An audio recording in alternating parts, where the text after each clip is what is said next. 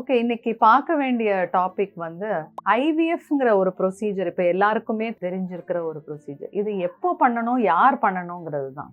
இப்போ பார்த்தீங்கன்னா, ஒரு 6 மாதம் 1 வருஷம் கல்யாணம் ஆன உடனே எனக்கு குழந்தை நிற்கல, இல்லை ஒரு 3 வருஷமோ இல்லை 4 வருஷமோ குழந்தை வேணான்னு தள்ளி போட்டுட்டு அதுக்கப்புறம் ஒரு குறுகிய டைம்லேயே எங்களுக்கு ப்ரெக்னென்சி நிற்கலை அப்படிங்கிற மாதிரி எல்லாரும் வந்து ஃபர்டிலிட்டி ட்ரீட்மெண்ட்டோ இல்லை எனக்கு ஐவிஎஃப் பண்ணணுங்கிறது சரியான நோக்கம் கிடையாது.